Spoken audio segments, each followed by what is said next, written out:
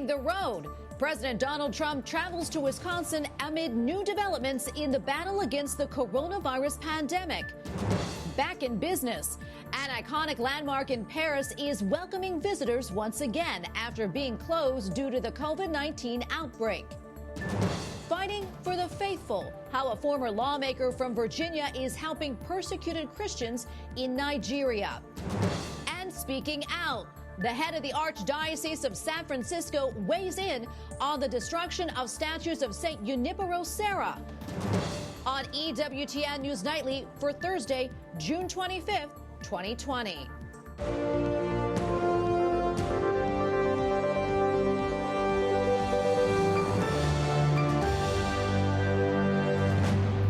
Good evening and thanks for joining us tonight. I'm Tracy Sable. In a victory for the Trump administration, the Supreme Court today ruled that Homeland Security can deport some asylum seekers without letting them make their case to a judge.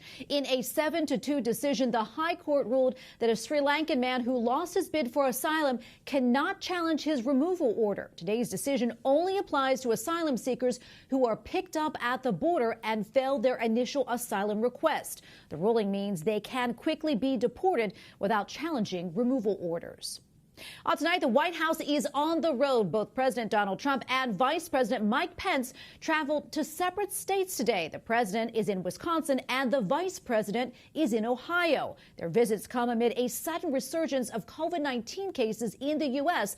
and worries over what it will do to the economy. White House correspondent Owen Jensen reports. Owen? Before President Trump took off for Northeast Wisconsin, he visited a very special memorial.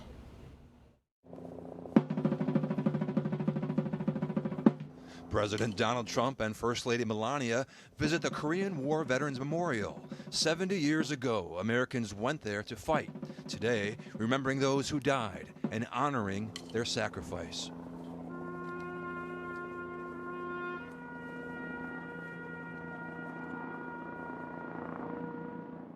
Meanwhile, Vice President Mike Pence in Ohio for a special unveiling and to push for America's reopening. The first fully electric pickup truck on the market in the United States of America. Ladies and gentlemen, I give you the Lordstown Endurance. And I got to tell you, it's a nice ride. And I'm a truck guy. Back at the White House, the response to coronavirus after some states are seeing surges. We're going to have hotspots. No question, we have them now in, Texas and parts of the South, the Carolinas, Arizona. We just have to live with that. Economic advisor Larry Kudlow says it's a struggle, no two ways about it. The economy is not going to be closed down again. There may be certain places where there is. That's up to the local authorities. As the president headed to Wisconsin for a town hall and to visit a shipyard, there was a mix of good and bad economic news. The pandemic has claimed more jobs. Macy's laying off 3,900 corporate staffers. But Wall Street got some good news, too. The number of laid-off workers who applied for unemployment benefits fell, and orders to American factories for big-ticket goods rebounded last month from a steep pullback. Despite the surge in virus cases, the overall daily death toll continues falling. Tracy? White House correspondent Owen Jensen reporting for us tonight. Thank you so much, Owen.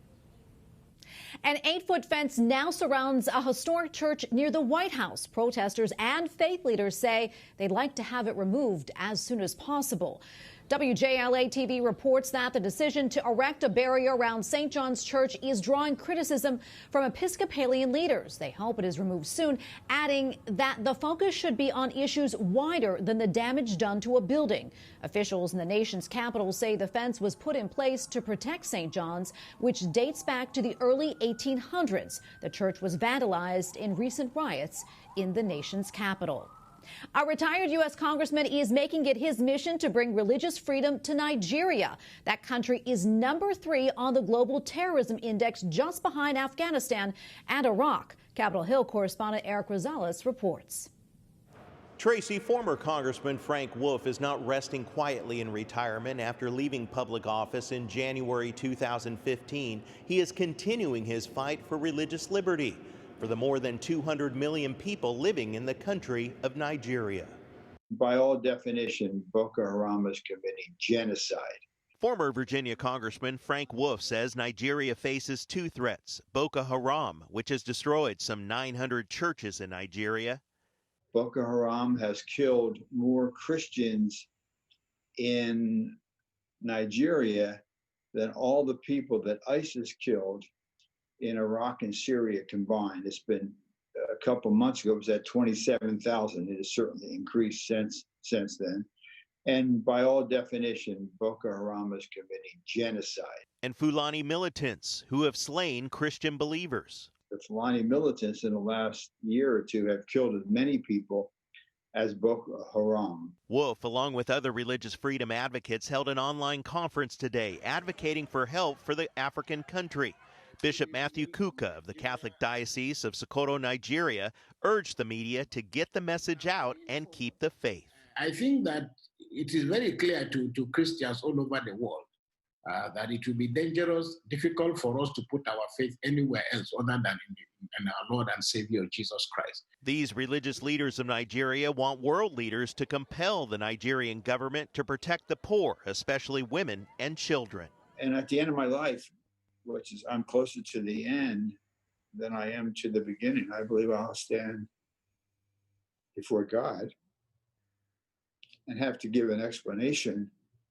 And to whom much is given, much is required. Not expected, but required. Wolf says he would like to see Secretary of State Mike Pompeo appoint a special envoy to put the pressure on the Nigerian government to do more for the Christian people. At the Capitol, Eric Rosales, EWTN News Nightly. The second deadliest Ebola outbreak ever in eastern Congo is now officially over, and the World Health Organization is celebrating today's announcement. Today is a joyous occasion.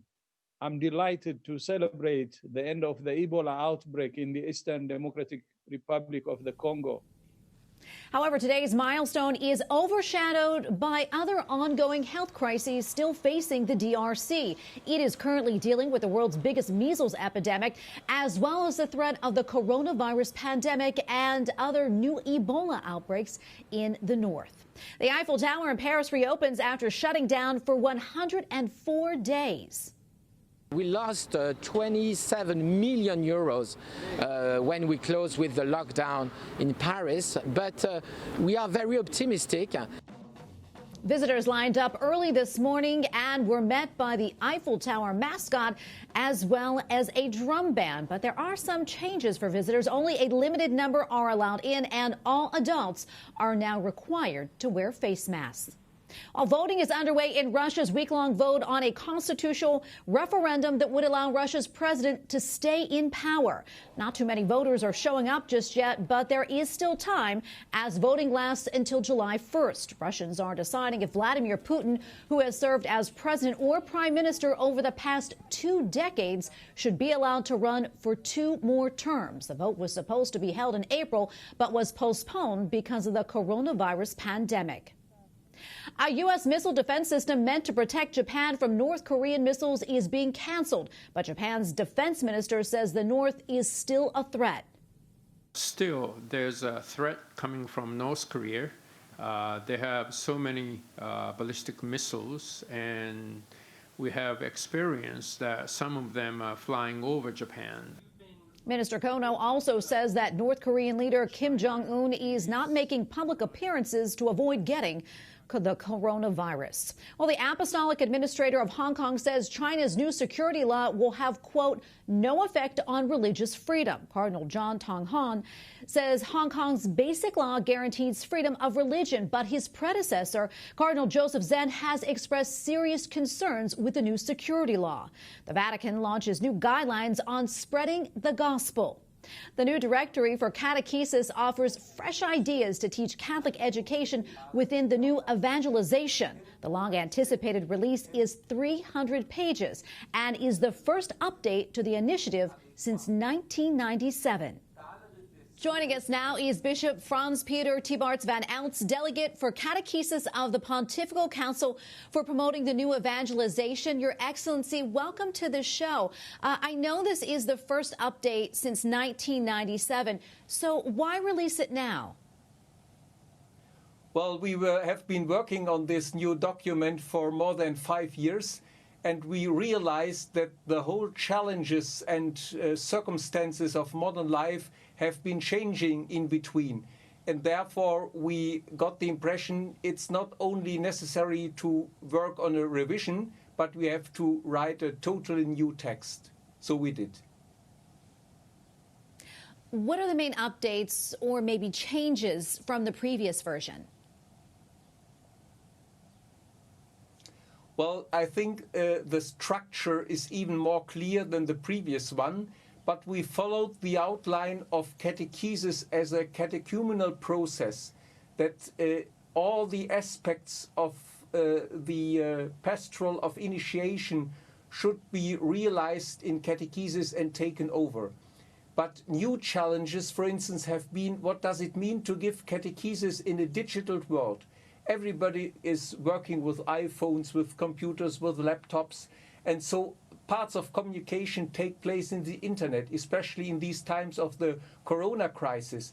But what does it mean to transmit the faith under the conditions of digital life, of digital possibilities? So we have been reflecting on this very much, and we tried to stress out the limits and also the chances of this new way of communication for catechesis. Well, speaking of challenges, Your Excellency, what were some of the challenges in developing church teaching from different countries, cultures, and realities?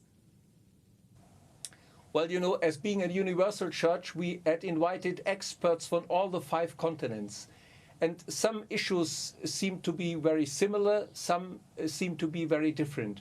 So the process of sharing different experiences had been a very important basis for starting this process. And then we were writing on texts, and we were giving these texts to experts, to all the delegates we have on the board of catechesis, to the plenaria of the cardinals and the bishops. And so we got so many modi we tried to work into this new document. So it took us quite a long time for doing this. And finally, what do you hope to achieve from this new catechesis? First of all, we hope that the awareness of the necessity of transmitting the faith by relating more to the content of the faith, that this will be taken over by the local churches. Then we hope that there will be a new attention for catechesis, for the necessity of catechesis. And what Pope Francis has been stressing out so often, that evangelization is the core of every kind of transmission of the faith. So the kerygma, what means the content of faith in relation to our personal witness, this has to come together for moving people to faith, for touching other hearts in faith and love. Well, Your Excellency, thank you so much for your time today. It was a pleasure. Bishop Franz Peter Tibarts van Oudts, delegate for catechesis of the Pontifical Council for promoting the new evangelization. Thank you again. Thank you as well. It has also been a great pleasure for me. Thank you. Bye-bye. Coming up, the founder of WikiLeaks is facing another indictment. Plus, a church leader responds to the tearing down of a statue of a Catholic saint.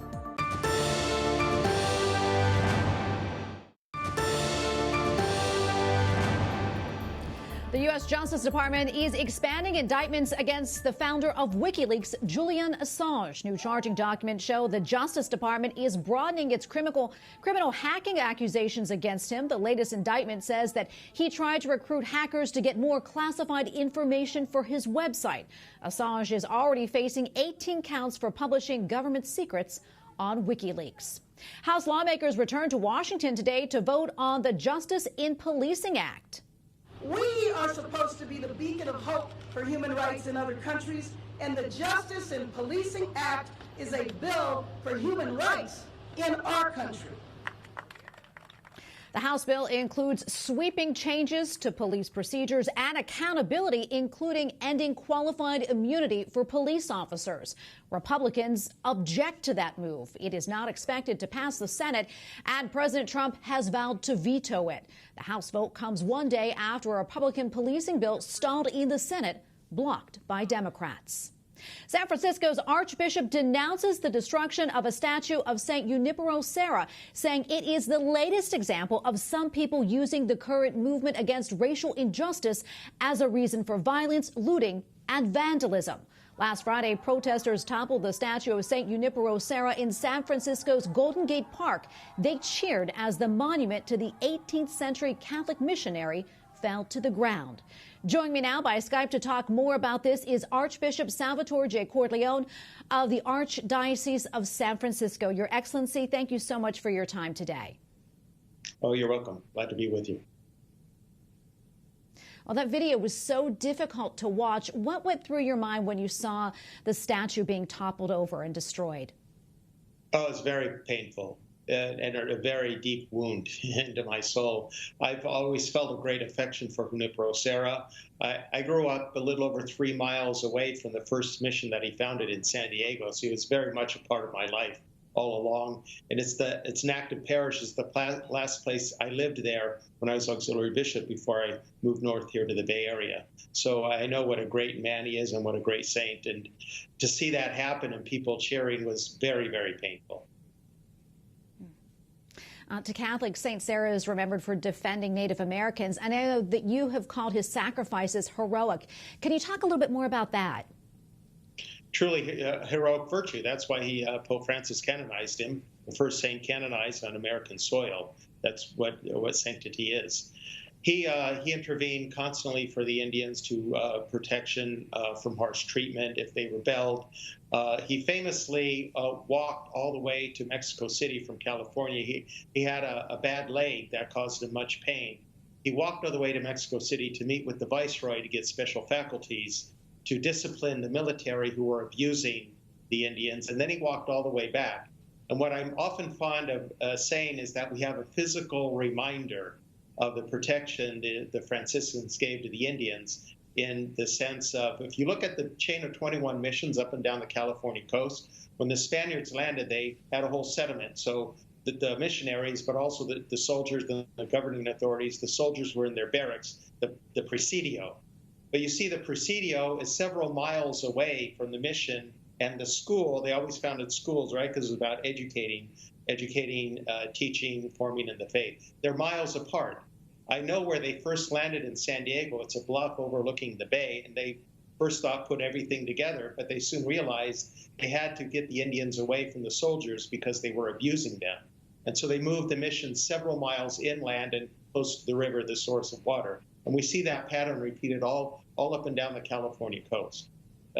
They were very, very dedicated to the people. They're Franciscans after all, right? Franciscans, they take their vow of poverty very seriously. They've always been aligned with, identified with the poor and the outcast and the marginalized to this day.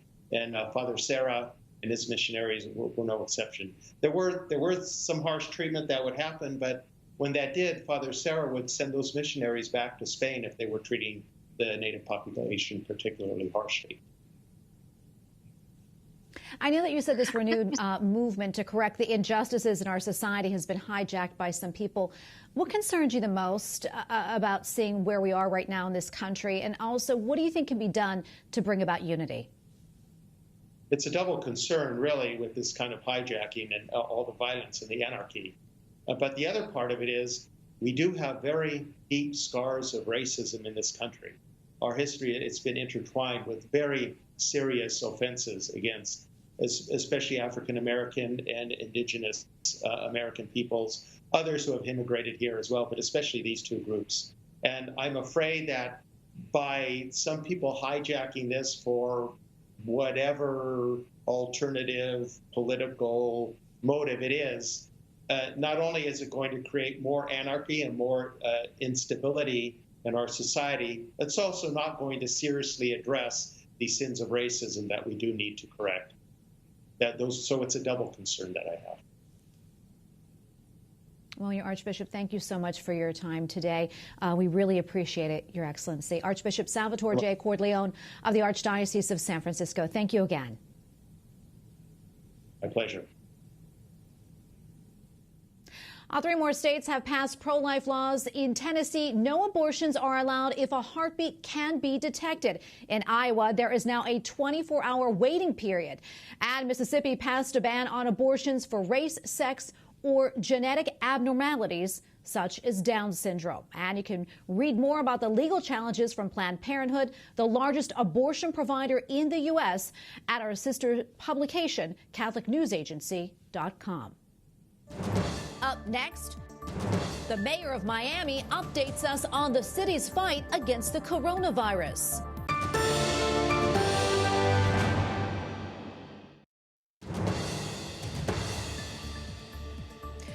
Today, the state of Florida posted its second highest number of new coronavirus cases, more than 5,000, continuing a surge in cases over the past 2 weeks. According to the Florida Department of Health, the new cases bring the state's total to more than 114,000. One area in the state especially hard hit, South Florida. Joining me now on Skype is Miami Mayor Francis Suarez. Mr. Mayor, welcome to the show. Thanks so much for coming on. Thank you for having me, Tracy. I know that Miami-Dade County is reporting more than 800 new cases and that you're also requiring people to wear face masks in public spaces. But how exactly do you intend to enforce that? And even you described it as an uphill battle. It is an uphill battle, but when we implement new rules, are for the protection of our residents. And so the expectation is most people are law-abiding, and when we promulgate a rule, they're going to follow it, and the hope is that they will follow it. And the reason why they should follow it is not only for their own health and their own protection, but we don't want to have to go backwards. We don't want to have to close businesses, and we don't want to have to implement a stay-at-home order like we did in late March. But the numbers are extremely alarming. They're twice what they were in late March when we ordered a stay-at-home order. They were in the 500s. Now they're in the 900s. So if we don't act now, this could get further out of control. What do you plan on doing to actually implement it? What about imposing fines? Right now, as we speak, our city commission is passing an emergency ordinance that allows us to impose up to $250 in fines. We're going to start with a warning. The second time, there'll be a $50 fine. The third time will be a $150 fine. And the third violation will be a $500 fine. So we're hoping that we don't have to do that with any of our residents. We're hoping that people comply. But we want to make sure that we have a mechanism to enforce this rule in the event that people are not complying. I know that your governor, Ron DeSantis, has not implemented a statewide mask requirement just yet. Do you think it would be helpful if he did? You know, he's got to make that decision. When we implemented a stay-at-home order in the state of Florida, there was 1,300 new cases.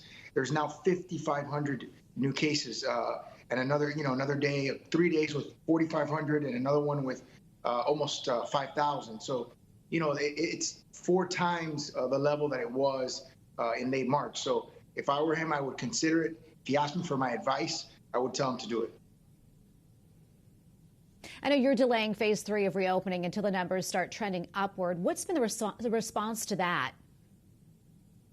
Of course, some of the businesses are disappointed. You have bars and nightclubs that are not happy about that. And, a lot of them are pointing fingers at restaurants who are maybe not abiding by the rules. So we're also cracking down on restaurants that are not abiding by the rules. And we've shut down 3 restaurants and 2 soccer facilities. And we're going to continue to do that because it's not just about the residents wearing masks. It's also about the businesses enforcing the rules as well. And it seems the majority of newly diagnosed COVID-19 cases are among younger adults ages 18 to 35. How concerned are you about that? And also, I know that you tested positive for coronavirus back in March. Can you talk about that experience, what it was like for you? Yeah, it's true that the great majority of the cases are between the age of 18 and 35. And, that's if there's a silver lining, that's kind of a silver lining. That age group tends to be asymptomatic and they tend to be healthier. And they tend to be hospitalized less. But our hospitalizations are going up, our ICUs are going up, our ventilators are going up. And the concern also is that a lot of the people that are young, live with older family members, whether they be grandparents or parents. And for me, it was tough. I mean, 18 days in isolation was difficult, and then coming back and having to get used to this new world that we live in, making sure that I myself social distance, that I myself wear a mask as mayor has been tough, you know, at an individual level. So, you know, it's a new world that we live in, and we all have to come together to try to get past this. Well, Mr. Mayor, thank you so much for coming on our show today. We really appreciate it. Mayor Francis Suarez, Mayor of Miami. Hope to talk to you soon. Anytime, Tracy. Thank you.